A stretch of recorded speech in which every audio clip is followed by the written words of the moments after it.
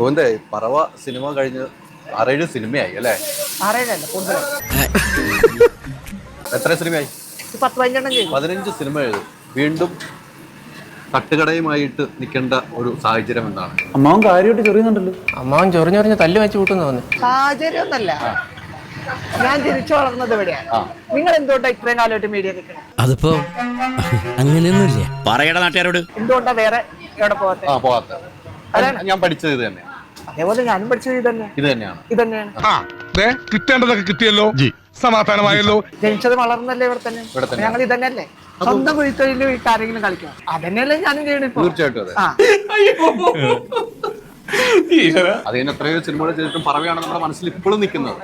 എല്ലാവരുടെയും മനസ്സിൽ, നിങ്ങളുടെ മനസ്സിൽ മാത്രമല്ല. തങ്കക്കുറവേ നമ്മൾ ഈ നാണം കേട്ടല്ലോ. സൗബിനൊക്കെയായിട്ട് മെസ്സേജ് അയക്കാറുണ്ട്. അപ്പം അവരൊക്കെ പുതിയ പുതിയ സിനിമകൾ വീണ്ടും കുറെ സിനിമകൾ ചെയ്തു അല്ലേ? അവിടെ ഒന്നും ഗോവിന്ദനെ കണ്ടിട്ടില്ല. ഗോവിന്ദനെ കണ്ടിട്ടില്ല, അസീബിനെ കണ്ടിട്ടുണ്ട്. ആരെ കണ്ടിട്ടുണ്ട്? അസീബിനെ, പറവ ക്യാരക്ടർ ആക്കിയതാണല്ലേ ഞാൻ ഊഹിച്ചു. പിന്നീട് അവരൊക്കെ പല സിനിമകളും ചെയ്തല്ലോ. അപ്പം ഞാൻ കൂടെ ചെയ്യണ്ടല്ലോ. ഞാൻ ലാസ്റ്റ് ചെയ്ത കിങ് ഓഫ് കൊത്തല്ലേ, ദുൽഖറിന്റെ കൂടെ. അതെ അതെ. അയ്യോ പോട്ടെ. ഏറ്റവും കൂടുതൽ സങ്കടം തോന്നുന്ന അവസ്ഥ എപ്പോഴാണ്? സങ്കടം അത് എന്തിനാ ഓർക്കണേ? നല്ല നിമിഷങ്ങൾ ഓർത്താ പോരെ. സങ്കടങ്ങൾ ഓർക്കുമ്പോഴാണ് കരച്ചിൽ വന്നത്. സങ്കടം ഓർക്കാണ്ടിരുന്നാ പോരെ. ഇത്രയും വലിയ ഗതികെട്ടവൻ ഈ ലോകത്ത് വേറെ ആരെങ്കിലും ഉണ്ടാവും എന്റെ കർത്താവേ?